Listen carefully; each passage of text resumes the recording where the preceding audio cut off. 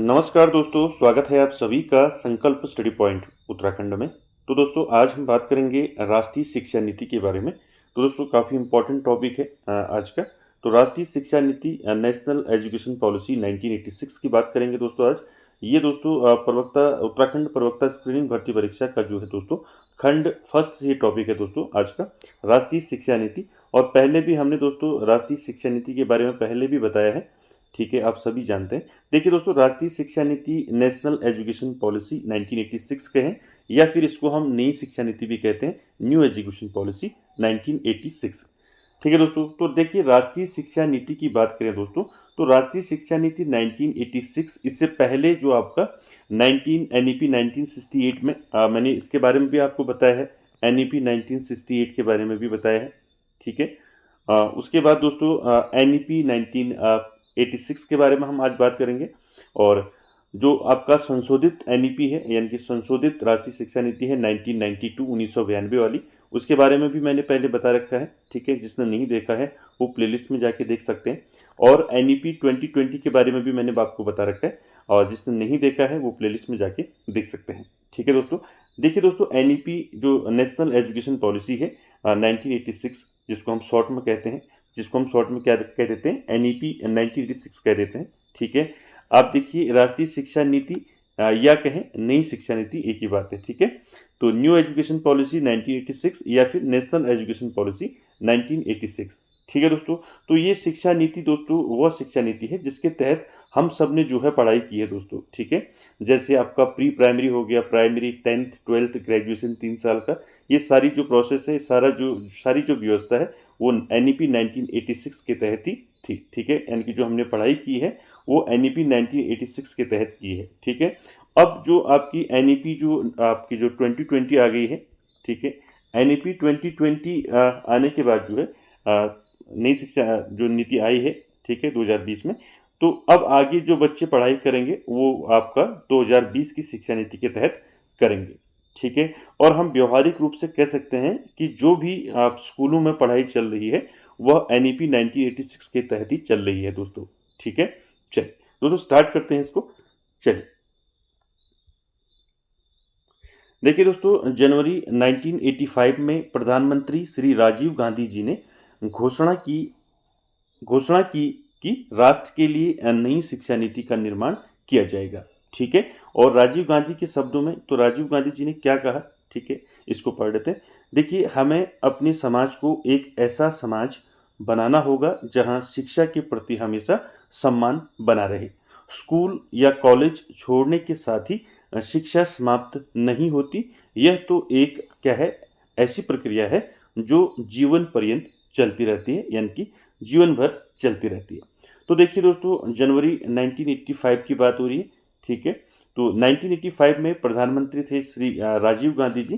तो इन्होंने घोषणा की कि राष्ट्र के लिए जो है एक नई शिक्षा नीति का निर्माण किया जाए। तो उन्होंने कहा कि उनके शब्दों में, ठीक है, कि आपका जो समाज है, ठीक है, हम अपने समाज को एक ऐसा समाज बनाना होगा जहां शिक्षा के प्रति हमेशा क्या बना रहे, सम्मान बना रहे। और स्कूल या कॉलेज छोड़ने के साथ जो है दोस्तों शिक्षा समाप्त नहीं होती है, ठीक है। यह तो एक ऐसी प्रक्रिया है, इनकी शिक्षा एक ऐसी प्रक्रिया है जो जीवन पर्यंत जो है चलती रहती है, ठीक है। चल देखिए उसके बाद क्या हुआ, उसके बाद 1986 में तत्कालीन सरकार ने शिक्षा नीति का प्रारूप तैयार करके जो है जारी कर दिया। और इसमें भारतीय शिक्षा में परिवर्तन के लिए बहुत से महत्वपूर्ण निर्देश दिए हुए थे, ठीक है। तो इस शिक्षा नीति को राष्ट्रीय शिक्षा नीति 1986 कहा गया। और इस शिक्षा नीति का जो है 1992 में जो है इसका संशोधन भी किया गया, ठीक है। तो ये याद रखें दोस्तों, 1986 में तत्कालीन सरकार ने जो है आपका शिक्षा नीति का प्रारूप तैयार करके इसको जारी किया। और इसमें भारतीय शिक्षा में परिवर्तन के लिए जो है बहुत से महत्वपूर्ण निर्देश दिए हुए थे, ठीक है। तो इस शिक्षा नीति को जो है हम क्या कहते हैं, राष्ट्रीय शिक्षा नीति 1986 कहते हैं, ठीक है। या ऐसा कह सकते हैं राष्ट्रीय शिक्षा नीति नेशनल एजुकेशन पॉलिसी 1986, या फिर इसको आप नई शिक्षा नीति न्यू एजुकेशन पॉलिसी 1986 भी कह सकते हैं। तो इस शिक्षा नीति का जो है दोस्तों 1992 में जो है इसमें संशोधन भी किया गया, ठीक है। उसके बारे में भी हमने बता रखा है आप सभी को। जिसने नहीं देखी है वीडियो वो प्लेलिस्ट में जाके उसको देख सकते हैं, ठीक है दोस्तों, चलिए आगे चलते हैं दोस्तों। राष्ट्रीय शिक्षा नीति 1986 की संस्तुतियां या सुझावों पर बात करेंगे दोस्तों। देखिए दोस्तों, सुझाव या संस्तुतियों की बात करें तो देखिए एनईपी 1986 ने जो है, इस नीति ने भारतीय शिक्षा व्यवस्था में क्या क्या परिवर्तन करने के लिए क्या क्या सुझाव दिए, उन सभी पर हम बात करेंगे दोस्तों। और काफ़ी इंपॉर्टेंट आज का दोस्तों सेशन ये रहेगा और आप सभी लोग लास्ट तक इसमें बने रहें। ठीक है, देखिए सुझावों की बात करें तो इसमें काफ़ी सारे सुझाव थे एनईपी 1986 के। देखिए एक एक करके हम इसको देखेंगे। पहले एक बार आप जो है इसमें जो मैंने मेंशन किए हैं सुझाव, उनको एक बार हम देख लेते हैं। देखिए जो एनईपी 1986 ने सुझाव दिए, तो इस नीति ने जो है भारतीय जो शिक्षा व्यवस्था है उसमें क्या क्या परिवर्तन करने हैं, इसके लिए क्या क्या उन्होंने सुझाव दिए, उन सभी पर हम बात करेंगे। देखिए पहला क्या है, पहला है आपका राष्ट्रीय शिक्षा कार्यक्रम। ठीक है, उसके बाद देखिए पूर्व बाल्यावस्था शिक्षा तथा प्रारंभिक शिक्षा के बारे में बात कही, सुझाव दिया। ठीक है, तीसरा मूल्यों की शिक्षा होना चाहिए। ठीक है, यानी कि मूल्य परक शिक्षा होनी चाहिए, इसका सुझाव दिया। ठीक है, और उसके बाद देखिए विकलांगों की शिक्षा के बारे में बात की। ठीक है, और उसके बाद देखिए शेड्यूल कास्ट और शेड्यूल ट्राइब की शिक्षा के बारे में सुझाव दिया। ठीक है, अल्पसंख्यकों की शिक्षा के बारे में सुझाव दिया। दोस्तों ये हर सुझाव जो है काफ़ी इंपॉर्टेंट है, अभी हम इसमें डिस्कस करेंगे। ठीक है, उसके बाद देखिए स्त्री शिक्षा के बारे में सुझाव दिया है एनईपी 1986 ने। उसके बाद देखिए गणित एवं विज्ञान शिक्षण कैसा होना चाहिए, इसका सुझाव दिया। ठीक है, उसके साथ साथ दोस्तों प्रौढ़ शिक्षा। ठीक है, तो प्रौढ़ शिक्षा के बारे में बात की है, सुझाव दिया है एनईपी 1986 ने। और नवोदय विद्यालय के बारे में बात की है, नवोदय विद्यालयों की स्थापना हुई। ठीक है, इसका सुझाव दिया। और साथ ही साथ देखिए ग्रामीण विश्वविद्यालय होने चाहिए। ठीक है, इसका सुझाव दिया। और पुस्तकों की गुणवत्ता कैसी होनी चाहिए, इसका सुझाव दिया। परीक्षा प्रणाली के बारे में सुझाव दिया। ठीक है, माध्यमिक शिक्षा का व्यवसायीकरण। ठीक है, शिक्षकों के बारे में बात की गई। ठीक है, उच्च शिक्षा एवं खुला विश्वविद्यालय। ठीक है, इसकी बात कही गई, इसका सुझाव दिया गया। और तकनीकी एवं प्रबंध शिक्षा की बात कही गई। ठीक है, और साथ ही साथ कंप्यूटर साक्षरता की बात कही गई है। ठीक है, और शैक्षिक अपव्यय और अवरोधन के बारे में बात कही गई है। ठीक है, यानी कि जो बच्चे फेल हो जाते हैं या बच्चे जो हैं स्कूल छोड़ देते हैं, उनके बारे में बात कही गई है, सुझाव दिए गए हैं। और ऑपरेशन ब्लैक बोर्ड आप जानते ही हैं। ठीक है, ऑपरेशन ब्लैक बोर्ड के बारे में सुझाव दिया है। ठीक है, और शिक्षा में समानता की बात कही गई है। तो इन सभी बिंदुओं पर हम बात करेंगे। ठीक है, और इनसे दोस्तों पूछा जाता है कभी जो सुझाव हैं, ठीक है, कि ऑपरेशन ब्लैक बोर्ड कब आया। ठीक है, और प्रौढ़ शिक्षा के बारे में क्या कहा गया है, विकलांगों की शिक्षा के बारे में जो है एनईपी 1986 ने क्या क्या सुझाव दिए हैं। ठीक है, और परीक्षा प्रणाली कैसी होनी चाहिए। ठीक है, और स्त्री शिक्षा के बारे में क्या कहा गया है। तो इन सभी बिंदुओं पर दोस्तों हम वन बाय वन बात करेंगे। ठीक है, चलिए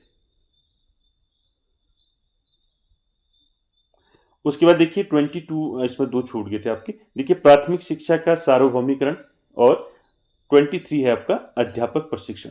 तो 23 सुझाव इसमें आज की वीडियो में हम देखेंगे दोस्तों। ये सभी सुझाव दोस्तों काफ़ी इंपॉर्टेंट है और हर सुझाव से दोस्तों क्वेश्चन पूछा जाता है। ठीक है, इसलिए हर सुझाव को आप अच्छे से समझें।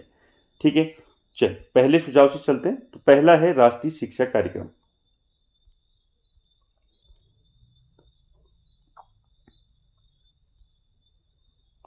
देखिए पहला है राष्ट्रीय शिक्षा कार्यक्रम। तो देखिए एनईपी 1986 ने 86 में जो है दोस्तों, जो शिक्षा नीति है, इसमें राष्ट्रीय शिक्षा कार्यक्रम कैसा होना चाहिए, इसको देखते हैं। देखिए राष्ट्रीय शिक्षा नीति एनईपी 1986 की सबसे प्रमुख विशेषता संपूर्ण देश में एक प्रकार की शिक्षा संरचना होगी। अर्थात शिक्षा संरचना जो है दोस्तों 10+2+3 पर आधारित होगी। ठीक है, मोस्ट इंपॉर्टेंट है दोस्तों, पूछा जाता है कई बार। ठीक है, तो देखिए राष्ट्रीय शिक्षा नीति 1986 की सबसे बड़ी जो विशेषता है वो क्या है, कि संपूर्ण देश में, ठीक है, पूरे भारतवर्ष में जो है एक ही प्रकार की जो है शिक्षा व्यवस्था हो। ठीक है, और शिक्षा की संरचना कैसी हो, 10+2+3 पर आधारित हो। ठीक है, अब 10+2+3+ का क्या मतलब होता है, इसको समझ लेते हैं। ठीक है, देखिए 5 वर्ष का प्राथमिक स्तर। ठीक है, प्राथमिक स्तर का मतलब कक्षा 1 से लेकर कक्षा 5 तक का जो है प्राथमिक स्तर जो है 5 वर्ष का। ठीक है, उसके बाद 3 वर्ष का उच्च प्राथमिक स्तर, जिसमें कक्षा 6 से 8 तक की बात कही गई। ठीक है, उसके बाद 2 वर्ष का माध्यमिक स्तर, कक्षा 9वीं और कक्षा 10वीं की बात हो रही है। ठीक है, फिर 2 वर्ष का इंटरमीडिएट क्लास 11th और 12th की बात। ठीक है, और 3 वर्ष का स्नातक स्तर। ठीक है, तो देखिए 5, 3, 8, 9, 10, ठीक है। तो ये 10 प्लस आपका 10 प्लस 2 प्लस 3 हो गया, ठीक है। तो 10 यानी कि आपका 5 वर्ष का इसमें क्या होगा, 5 वर्ष का प्राथमिक स्तर 1 से 5, 3 वर्ष का उच्च प्राथमिक स्तर 6 से 8 और 2 वर्ष का माध्यमिक स्तर कक्षा 9 और कक्षा 10, ठीक है। तो 10 प्लस 2 प्लस 3 हो गया, ठीक है। तो देखिए राष्ट्रीय शिक्षा नीति एनईपी 1986 ने जो है क्या करा कि पूरे भारतवर्ष में एक ही प्रकार की शिक्षा की संरचना होगी, ठीक है। और शिक्षा की जो संरचना है वो किस प्रकार से रहेगी, 10 प्लस 2 प्लस 3 पर आधारित रहेगी। मैंने बता दिया आपको 10 प्लस 2 प्लस 3 क्या है, ठीक है। इसमें 5 वर्ष का प्राथमिक स्तर, 3 वर्ष का उच्च प्राथमिक स्तर, 2 वर्ष का माध्यमिक स्तर, 2 वर्ष का इंटरमीडिएट और 3 वर्ष का स्नातक स्तर, ठीक है दोस्तों। इसको आप जरूर याद रखें। चलिए दूसरा देखते हैं, दूसरा सुझाव क्या था। देखिए दूसरा सुझाव था पूर्व बाल्यावस्था शिक्षा तथा प्राथमिक शिक्षा, ठीक है। देखिए पूर्व बाल्यावस्था तथा प्राथमिक शिक्षा की बात हो रही है, ठीक है। तो क्या कहा एनईपी 1986 ने कि प्राथमिक विद्यालयों में, देखिए प्राथमिक विद्यालयों में न्यूनतम मूलभूत सुविधाओं की व्यवस्था की जाएगी, ठीक है।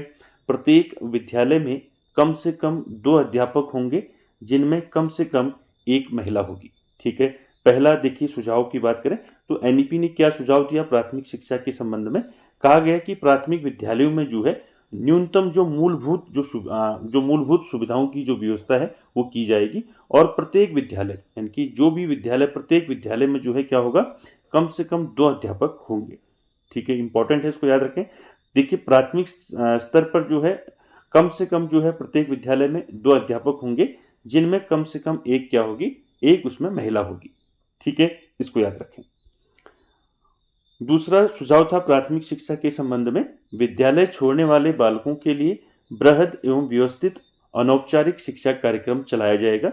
यह प्रयास किया जाएगा कि इसकी गुणवत्ता किसी भी प्रकार से औपचारिक शिक्षा से कम ना हो, ठीक है। तो देखिए विद्यालय छोड़ने वाले बालकों के लिए क्या किया जाए, यानी कि जो विद्यालय छोड़ देते हैं बालक, उनके लिए ऐसी व्यवस्था की जाए यानी कि अनौपचारिक शिक्षा कार्यक्रम जो है उनके लिए चलाए जाए, ठीक है। यह प्रयास किया जाए कि जो अनौपचारिक शिक्षा है इसको जो है इस प्रकार से जो है इसको चलाया जाए कि इसकी गुणवत्ता किसी भी प्रकार से जो है औपचारिक शिक्षा से कम ना हो, ठीक है। यानी कि जो स्कूलों में हम जो शिक्षा ग्रहण करते हैं उसको बोलते हैं औपचारिक शिक्षा, यानी कि स्कूल जैसा ही जो है उनको वातावरण जो है अनौपचारिक शिक्षा के माध्यम से दिया जाए, ठीक है। तीसरा सुझाव दिया दोस्तों प्राथमिक शिक्षा में सार्वजनिक प्रवेश 14 वर्ष की आयु तक ठहराव और गुणात्मक वृद्धि की जाएगी, ठीक है। तो कहा गया कि जो प्राथमिक शिक्षा है उसमें जो सार्वजनिक जो है प्रवेश दिया जाए, ठीक है। और 14 वर्ष की आयु तक जो है क्या किया जाए, ठहराव और गुणात्मक वृद्धि की जाए, ठीक है। और इसके बाद अगला जो सुझाव दिया एनईपी 1986 ने, ये आप सभी जानते हैं शारीरिक दंड का जो है शिक्षा प्रणाली में कोई स्थान नहीं है, ठीक है। तो एनईपी 1986 ने कहा कि शारीरिक दंड जो है न दिया जाए, ठीक है, याद रखें।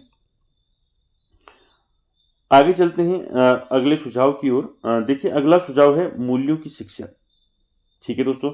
देखिए मूल्यों की शिक्षा की बात करें दोस्तों, मैं थोड़ा जल्दी जो है इसमें चल रहा हूँ क्योंकि वीडियो जो है आपकी ज़्यादा लंबी खींच जाएगी, ठीक है। चलिए तो आपने पहले भी जो है एनईपी मैंने आपको बताया है एलटी के दौरान, तो आप अच्छे से इसको समझें। देखिए मूल्यों की शिक्षा की बात करें तो तीसरा सुझाव है, देखिए सार्वभौमिक प्रकृति के मूल्यों की शिक्षा पर बल दिया जाएगा जो व्यक्तियों की समानता एवं एकता पर बल देकर अंधकार, हिंसा, अंधविश्वास आदि के उन्मूलन में सहायक होगी, ठीक है दोस्तों। मैंने आपको पहले बताया है कि जो राष्ट्रीय शिक्षा नीति 1986 है तो इसने बहुत सारे जो है आपके सुझाव दिए हैं, ठीक है। तो आपको जो है हर सुझाव को अच्छे से याद रखना है, ठीक है। सभी सुझावों पर बात अभी हम करेंगे, ठीक है। तो इसमें मूल्यों की शिक्षा की बात करें तो सार्वभौमिक प्रकृति के मूल्यों की शिक्षा पर बल दिया जाएगा और जो व्यक्तियों की समानता और एकता पर बल देकर जो है जो समाज में जो है आपका हिंसा, अंधविश्वास है उसका उन्मूलन करने में सहायक होगी मूल्यों की शिक्षा, ठीक है। तो याद रखें। उसके बाद अगला जो सुझाव है दोस्तों वो है विकलांगों की शिक्षा, ठीक है। तो विकलांगों की शिक्षा के बारे में एनईपी 1986 ने क्या कहा, देखिए शारीरिक और मानसिक रूप से विकलांग व्यक्तियों को सामान्य छात्रों के साथ सहभागी बनाने में बल दिया जाएगा। विकलांगों के लिए दोस्तों व्यावसायिक प्रशिक्षण अधिक विकलांगों के लिए जिला स्तर पर छात्रावास पर बल दिया जाएगा। ठीक है, तो यहाँ पर विकलांगों की शिक्षा के बारे में क्या कहा गया है, देखिए शारीरिक और मानसिक रूप से जो विकलांग व्यक्ति हैं उनको सामान्य छात्रों के साथ उनको पढ़ाने पर जो है बल दिया जाए, और साथ ही साथ दोस्तों जो विकलांग हैं विकलांगों के लिए क्या किया जाए, व्यावसायिक जो है प्रशिक्षण जो है उनको दिया जाए, और जो अधिक विकलांग हैं, ठीक है, जिनकी विकलांगता जो है अधिक है, उनके लिए जो है दोस्तों जिला स्तर पर, ठीक है, यानी कि जो अधिक विकलांग हैं उनके लिए जिला स्तर पर क्या व्यवस्था की जाए, छात्रावास की व्यवस्था उनके लिए की जाए। ठीक है, चलिए आगे चलते हैं अगले सुझाव पर। अगला सुझाव है दोस्तों अनुसूचित जातियों व अनुसूचित जनजातियों की शिक्षा के बारे में। एनईपी 1986 में क्या कहा गया, देखिए, यानी कि एससी और एसटी की शिक्षा के बारे में क्या कहा गया, देखिए, अनुसूचित जातियों के शैक्षिक विकास के लिए गरीब परिवारों के बच्चों को स्कूल भेजने के लिए प्रलोभन, अनौपचारिक शिक्षा तथा छात्रवृत्ति योजना, शिक्षकों की नियुक्ति, छात्रावास सुविधा आदि उपलब्ध कराई जाएगी। ठीक है, तो बात कही गई है दोस्तों जो अनुसूचित जातियां हैं, ठीक है, यानी कि जो शेड्यूल कास्ट हैं, तो शेड्यूल कास्ट के लिए क्या किया जाए, उनके शैक्षिक विकास के लिए गरीब बच्चों, गरीब परिवारों के जो बच्चे हैं उनको स्कूल भेजने के लिए क्या किया जाए, प्रलोभन दिया जाए। ठीक है, अनौपचारिक शिक्षा तथा अनौपचारिक शिक्षा के माध्यम से उनको सुविधाएं दी जाए, तथा छात्रवृत्ति योजनाएं उनके लिए चलाई जाए, और शिक्षकों की नियुक्ति की जाए, और छात्रावास सुविधा उनको दी जाए, तो आदि जो है उनके लिए ये व्यवस्था की जाए। तो इसमें एनईपी 1986 में कहा गया। ठीक है, और अनुसूचित जनजाति यानी कि जो एसटी हैं, यानी कि जो शेड्यूल ट्राइब हैं, तो शेड्यूल ट्राइब क्षेत्रों में जो है प्राथमिक विद्यालयों की स्थापना की जाएगी। ठीक है, यानी कि जो आपके अनुसूचित जनजाति क्षेत्र हैं वहाँ पर जो है प्राथमिक विद्यालयों की स्थापना की जाए, और व्यावसायिक पाठ्यक्रम की व्यवस्था की जाए। ठीक है, और उनके लिए व्यावसायिक पाठ्यक्रम की व्यवस्था की जाए। याद रखें दोस्तों, तो एससी और एसटी के लिए जो है उनकी शिक्षा के लिए व्यवस्था की गई। ठीक है, एनईपी 1986 में कहा गया। ठीक है, इसको आप जरूर याद रखें, इंपॉर्टेंट है। ठीक है, चलिए अगला है दोस्तों छठा सुझाव दिया है अल्पसंख्यकों की शिक्षा। ठीक है, यानी कि जो अल्पसंख्यक वर्ग है उनकी शिक्षा के लिए जो है एनईपी 1986 में क्या सुझाव दिया गया, देखिए, अल्पसंख्यक समुदायों की शिक्षा पर गुणात्मक और सामाजिक न्याय की दृष्टि से विशेष ध्यान दिया जाए। ठीक है, यानी कि जो अल्पसंख्यक समुदाय है उनकी शिक्षा पर जो है गुणात्मक और सामाजिक न्याय की दृष्टि से विशेष ध्यान दिया जाए। उसके बाद देखिए स्त्री शिक्षा के बारे में क्या कहा, देखिए एनईपी 1986 ने स्त्री शिक्षा के बारे में क्या सुझाव दिया, विभिन्न पाठ्यक्रमों द्वारा स्त्री शिक्षा को जो है क्या किया जाए, प्रोत्साहित किया जाए। ठीक है, और समय समय पर योजनाओं द्वारा जो है स्त्री निरक्षरता उन्मूलन, प्राथमिक शिक्षा में पहुंच व निरंतरता सुनिश्चित की जाए। ठीक है, तो क्या कहा गया स्त्री शिक्षा के संदर्भ में, एनईपी 1986 ने क्या सुझाव दिया, सुझाव दिया कि उनके लिए जो है महिलाओं के लिए, स्त्रियों के लिए जो है विभिन्न पाठ्यक्रमों का जो है क्या किया जाए, पाठ्यक्रमों का जो है विभिन्न पाठ्यक्रमों जो है उनके लिए जो है निर्धारित किए जाए। ठीक है, और स्त्री शिक्षा को जो है प्रोत्साहित किया जाए, और उनके लिए जो है समय समय पर जो है क्या किया जाए, योजनाएं चलाई जाए। ठीक है, जिससे क्या होगा, जो स्त्री निरक्षरता है, यानी कि जो स्त्री जो है जो निरक्षर हैं, पढ़े लिखे नहीं है, यानी कि उनको पढ़ा लिखा बनाया जाए, यानी कि उनको शिक्षा दी जाए। ठीक है, और प्राथमिक शिक्षा में उनकी पहुंच को जो है सुनिश्चित किया जाए। ठीक है, अगला जो सुझाव है दोस्तों एनईपी का अगला सुझाव है गणित एवं विज्ञान शिक्षण। तो देखिए राष्ट्रीय शिक्षा नीति 1986 ने जो है दोस्तों क्या कहा, गणित शिक्षण, गणित और विज्ञान शिक्षण कैसा होना चाहिए। देखिए गणित शिक्षण को जो है आधुनिक तकनीकी उपकरणों के अनुरूप पुनर्गठित किया जाएगा। ठीक है, तो एनईपी 1986 ने कहा कि जो गणित शिक्षण है, यानी कि जो गणित की जो शिक्षण दिया जाए गणित का, तो उसको जो है आधुनिक तकनीकी से, यानी कि कंप्यूटर, लैपटॉप, आपका मोबाइल, इनके अनुरूप जो है उसको पुनर्गठित किया जाए, इनके अकॉर्डिंग जो है बच्चों को पढ़ाया जाए। और विज्ञान शिक्षा कार्यक्रम इस प्रकार तैयार किए जाएंगे कि वह शिक्षार्थियों को जो है समस्या समाधान एवं निर्णय क्षमता आदि का विकास करे। तो देखिए गणित को जो है, गणित का शिक्षण कैसे किया जाए, तो गणित का शिक्षण जो है दोस्तों आधुनिक तकनीकी उपकरणों के माध्यम से उसको किया जाए। और विज्ञान, तो विज्ञान का जो है विज्ञान शिक्षा कार्यक्रम इस प्रकार तैयार किए जाए, इनकी विज्ञान के कार्यक्रम तैयार किए जाए, जिससे जो है जो विद्यार्थी हैं, जो शिक्षार्थी हैं, उनकी जो है समस्या समाधान और निर्णय क्षमता आदि का विकास हो सके। ठीक है। अगला सुझाव है दोस्तों प्रौढ़ शिक्षा। तो देखिए दोस्तों, एनईपी 1986 ने प्रौढ़ शिक्षा के संदर्भ में क्या कहा। प्रौढ़ शिक्षा का मतलब दोस्तों कि जो वयस्क जो है किन्हीं कारणों से जो है शिक्षा प्राप्त नहीं कर पाए, उनके लिए प्रौढ़ शिक्षा के माध्यम से जो है उनको शिक्षा दी जाए। तो ये प्रौढ़ शिक्षा के संदर्भ में एनईपी 1986 ने क्या कहा, देखिए, निरक्षरता उन्मूलन में शिक्षार्थियों, अध्यापकों, युवाओं और संगठनों का सहयोग लिया जाए। ठीक है, यानी कि जो वयस्क जो है किन्हीं कारणों से पढ़ नहीं पाए, उनको जो है एक प्रॉपर जो है उनको क्या दिया जाए, शिक्षा दी जाए उनको। ठीक है, और इसके लिए दोस्तों शिक्षार्थियों, अध्यापकों, युवाओं और संगठनों का सहयोग लिया जाए। ठीक है, और साक्षरता कार्यक्रमों द्वारा जो है प्रौढ़ शिक्षा के सामान्य एवं आवश्यकता व रुचि पर आधारित व्यावसायिक प्रशिक्षण कार्यक्रम चलाए जाए। ठीक है, यानी कि इन संगठनों का सहयोग लिया जाए, शिक्षार्थियों का सहयोग लिया जाए। ठीक है, अध्यापकों का, युवाओं का, संगठनों का, और इसके माध्यम से दोस्तों और साथ ही साथ साक्षरता कार्यक्रम चलाई जाए प्रौढ़ शिक्षा के लिए, और जो सामान्य प्रौढ़ शिक्षा के सामान्य एवं आवश्यकता व रुचि पर जो है आधारित हो, और व्यावसायिक प्रशिक्षण कार्यक्रम उसके साथ साथ चलाई जाए। ठीक है, जिससे प्रौढ़ जो है क्या हो सकें, पढ़ लिख सकें। ठीक है, उसके बाद देखिए मोस्ट इंपॉर्टेंट है नवोदय विद्यालय। ठीक है, नवोदय विद्यालय का गठन जो है आपका एनईपी 1986 के तहत ही हुआ है। ठीक है, देखिए नवोदय विद्यालय के संदर्भ में क्या सुझाव दिया। देश के विभिन्न भागों के प्रतिभावान बालकों को, जिनमें से अधिकांश ग्रामीण होंगे, तथा प्रत्येक जिले में एक नवोदय विद्यालय स्थापित किया जाएगा। इन विद्यालयों में कुल सीटों के 75% सीटें जो है ग्रामीण छात्रों के होंगे। ठीक है दोस्तों, तो ये मोस्ट इंपॉर्टेंट है दोस्तों। ठीक है, बात कही गई नवोदय विद्यालय की दोस्तों, तो देखिए निर्धन बच्चों हेतु 75% स्थान सुरक्षित रखना, और अनुसूचित जाति का मैं बता देता हूँ आपको 15%, अनुसूचित जनजाति के लिए 7.55% स्थान सुरक्षित इसमें किया गया। ठीक है, और इसमें जो है नवोदय विद्यालय में 6 से 12 तक की शिक्षा इसमें दी जाए, और जो शिक्षा है वो आपका सीबीएसई से संबंधित हो। ठीक है, देखिए इसमें 2-3 चीज़ें आपको याद रखनी। ठीक है, नवोदय विद्यालय में। ठीक है, तो एनईपी 1986 ने क्या कहा कि देश के विभिन्न भागों के जो प्रतिभावान बालक हैं, और जिनमें अधिकांश क्या हों, ग्रामीण हों।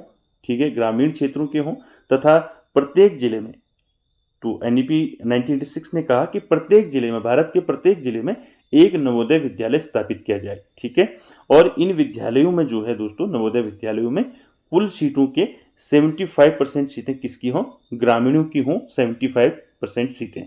ठीक है, इसको आप जरूर याद रखें, 75 सीटें ग्रामीणों के लिए। ठीक है, और एससी के लिए, ठीक है, एससी यानी कि शेड्यूल कास्ट के लिए कितने % सीट आरक्षित हों, 15%।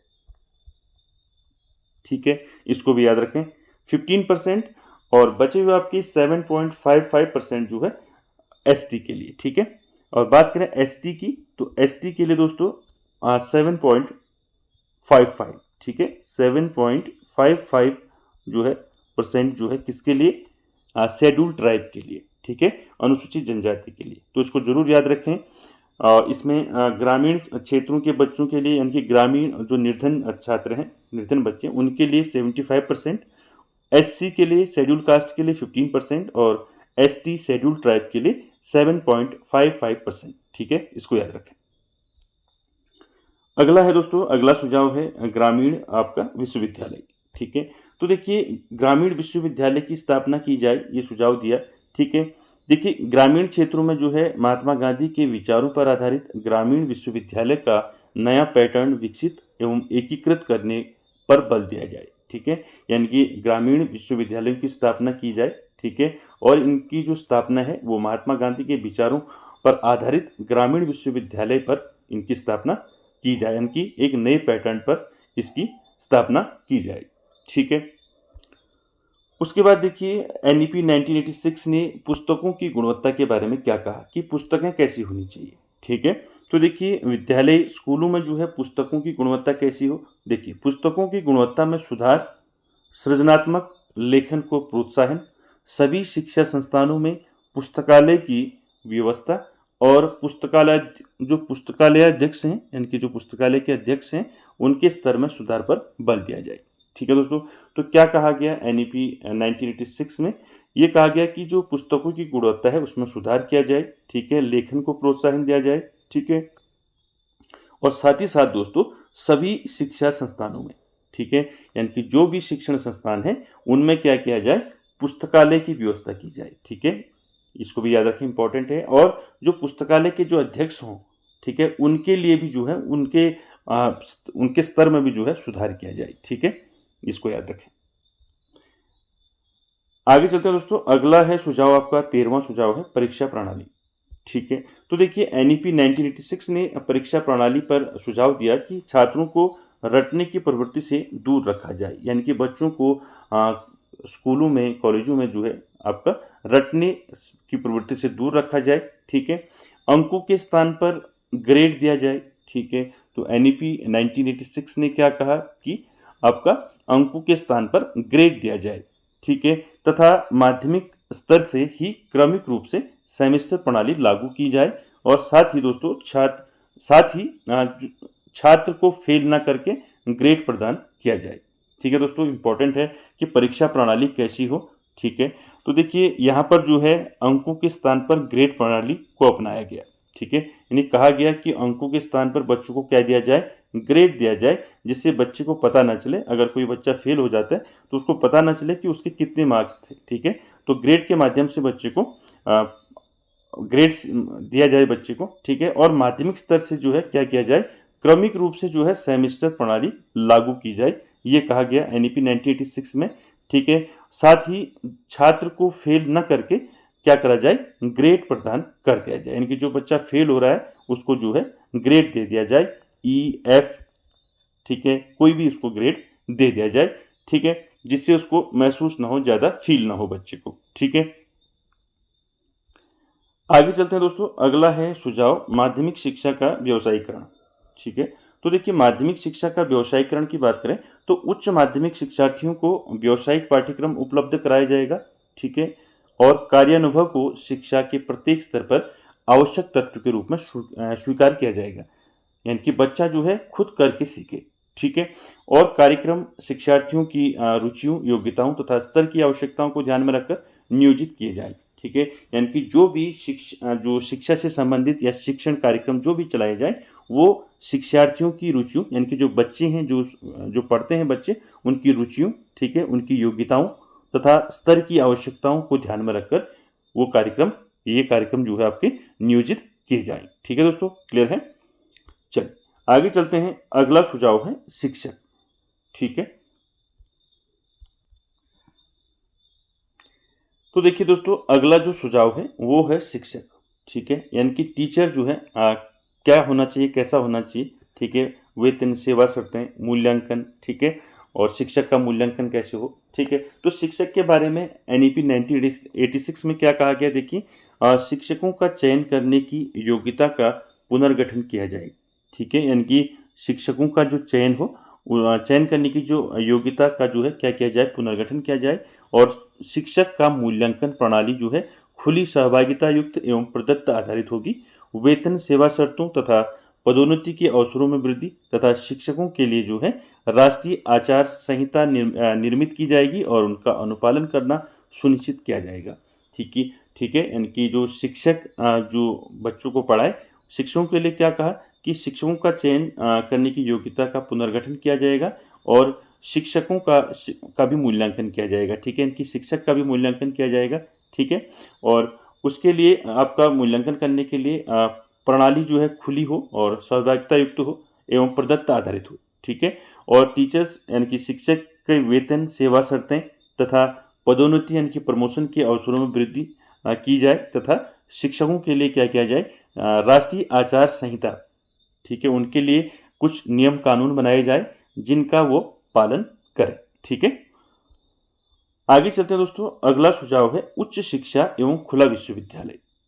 ठीक है, तो देखिए उच्च शिक्षा एवं खुला विश्वविद्यालय की बात करें तो उच्च शिक्षा के कार्यक्रमों को जो है पुनर्गठित किया जाएगा। ठीक है, विश्वविद्यालयों में शोध के लिए अधिक सहायता उपलब्ध कराई जाएगी। 1985 में स्थापित इंदिरा गांधी राष्ट्रीय खुला विश्वविद्यालय को समृद्ध किया जाएगा। ठीक है दोस्तों, देखिए एनईपी 1986 से पहले ही जो है दोस्तों 1985 में जो है दोस्तों इंदिरा गांधी राष्ट्रीय खुला विश्वविद्यालय जो है पहले ही बन गया था। ठीक है, और इसको जो है समृद्ध किया जाएगा, ये इसमें कहा गया। ठीक है, तो देखिए मुक्त विश्वविद्यालय जिसको हम इग्नू कहते हैं दोस्तों, ठीक है, 1985 में इसकी स्थापना हुई। ठीक है, तो मुक्त विश्वविद्यालय की स्थापना राष्ट्र के दूर दराज की आबादी को जो है दोस्तों उच्च शिक्षा के अधिक से अधिक अवसर देने तथा शिक्षा को जो है सर्वसुलभ स्वरूप प्रदान करने के लिए जो है किया गया था। ठीक है, इसको भी आप याद रखें। आगे चलते दोस्तों, अगला जो सुझाव है वो है तकनीकी एवं प्रबंध शिक्षा। ठीक है, तो देखिए तकनीकी शिक्षा पर क्या कहा एनईपी 1986 ने। इसमें देखिए तकनीकी एवं प्रबंध शिक्षा संस्थानों को आधुनिक सुविधाओं, पुस्तकालय, कंप्यूटर आदि से सुसज्जित किया जाए। ठीक है, महिलाओं, आर्थिक व सामाजिक रूप से कमजोर वर्गों व विकलांगों के लाभ के लिए जो है तकनीकी शिक्षा के औपचारिक तथा अनौपचारिक कार्यक्रम तैयार किए जाए। ठीक है दोस्तों, यानी कि दोस्तों तकनीकी शिक्षा से जोड़ा जाए बच्चों को। ठीक है, तो देखिए इसमें तकनीकी शिक्षा एवं प्रबंध जो है तकनीकी एवं प्रबंध शिक्षा संस्थानों को जो है जो आधुनिक सुविधाओं जैसे आपका कंप्यूटर हो गया, आपका मोबाइल हो गया, पुस्तकालय हो गया, ठीक है, आदि से क्या किया जाए, सुसज्जित किया जाए। और महिलाओं, आर्थिक व सामाजिक रूप से कमजोर वर्गों, यानी कि जो आर्थिक और सामाजिक रूप से कमजोर वर्ग हैं, महिलाएं हैं और जो विकलांग हैं, उनको उनको जो है क्या किया जाए, विकलांगों के लाभ के लिए क्या किया जाए, तकनीकी शिक्षा के जो है औपचारिक और अनौपचारिक कार्यक्रम जो है तैयार किए जाए। ठीक है, उसके बाद अगला है दोस्तों कंप्यूटर साक्षरता।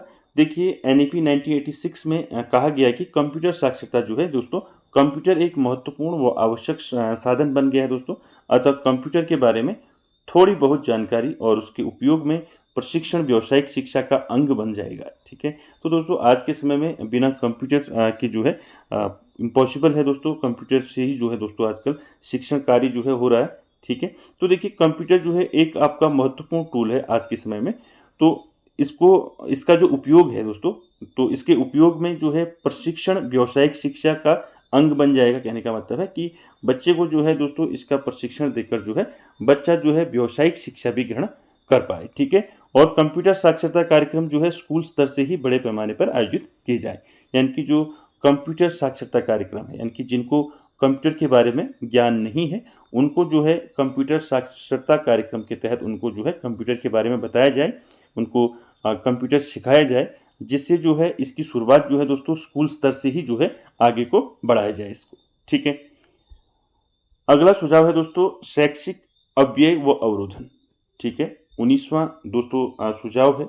ठीक है, ठीक है, तो देखिए शैक्षिक अव्यय व अवरोधन। ठीक है, तो दोस्तों यहाँ पर आपको पता होना चाहिए अव्यय और अवरोधन क्या होता है।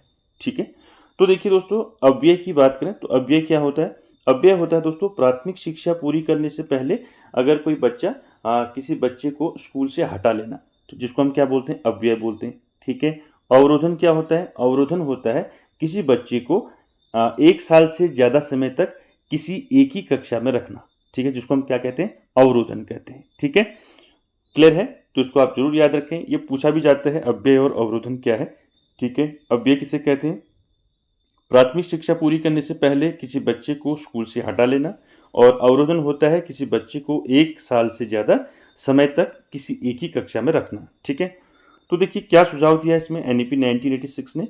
देखिए इस नीति में जो है शैक्षिक अव्यय व अवरोधन को जो है समाप्त करने की व्यवस्था की गई थी, जिसके लिए निम्न बातें कही गई थी। ठीक है, मैंने आपको बताया कि अव्यय और अवरोधन क्या होता है। ठीक है, यानी कि बच्चों को जो है अव्यय और अवरोधन से जो है ये जो शैक्षिक अव्यय और अवरोधन है इसको समाप्त किया जाए। ठीक है, यानी कि प्राथमिक शिक्षा पूरी करने से पहले बच्चा जो है स्कूल से बच्चे को हटा लेना है, बच्चे का स्कूल छोड़ देना।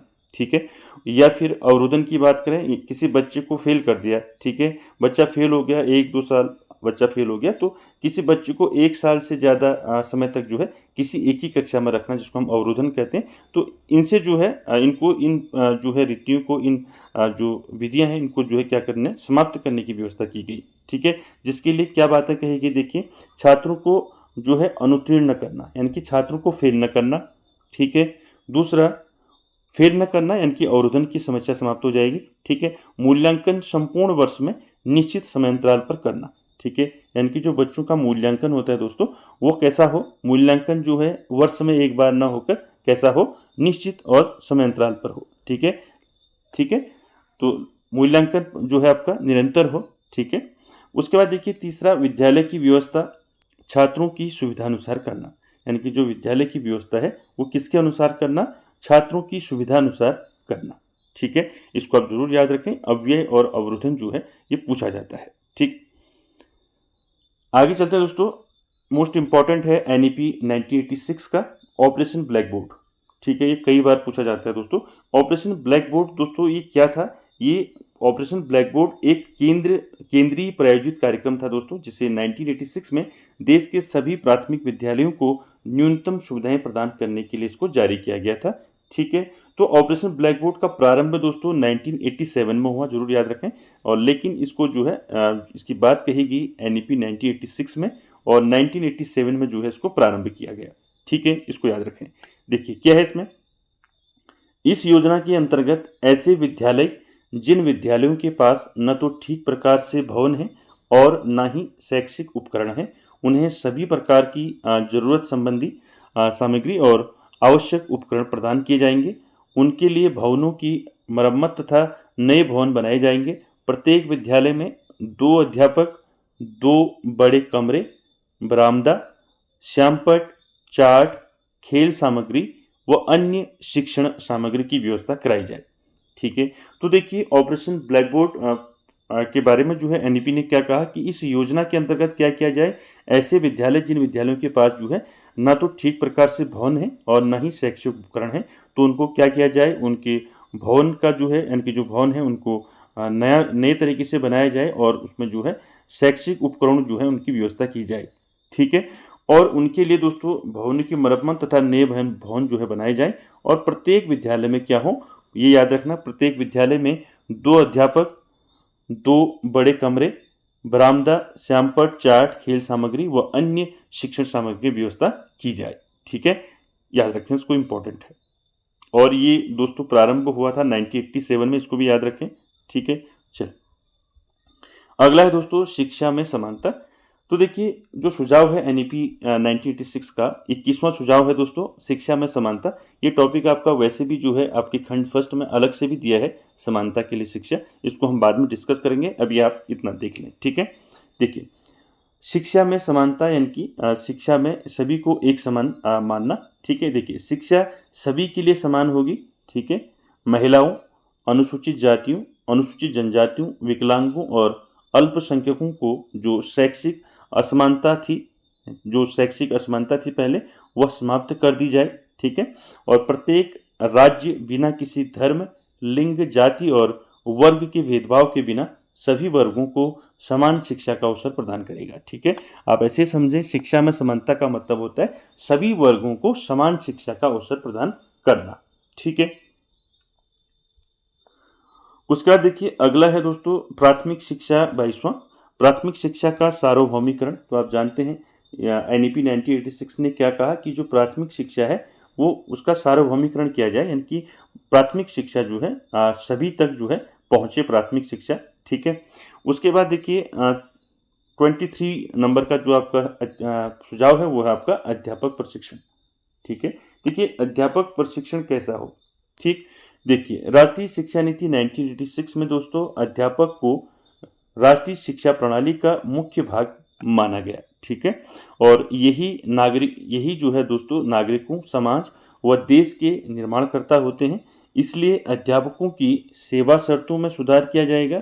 ठीक है, पदोन्नति का अवसर जो है प्रदान किया जाएगा उनको। ठीक है, और साथ ही साथ अध्यापकों का स्थानांतरण यानी कि ट्रांसफर और प्रशिक्षण की व्यवस्था उनके लिए होगी, और शिक्षा की गुणवत्ता में वृद्धि की जाएगी। ठीक है। यानी कि अध्यापक प्रशिक्षण, यानी कि जो टीचर होंगे जो बच्चों को पढ़ाएंगे उनकी ट्रेनिंग भी होगी, ठीक है। उनकी जो सेवा शर्तें हैं उन पर जो है सुधार किया जाएगा और शिक्षकों की पदोन्नति की जाएगी, ठीक है। शिक्षकों का स्थानांतरण किया जाएगा, उनके लिए प्रशिक्षण की अच्छी व्यवस्था की जाएगी और शिक्षा की गुणवत्ता में वृद्धि की जाएगी, ठीक है।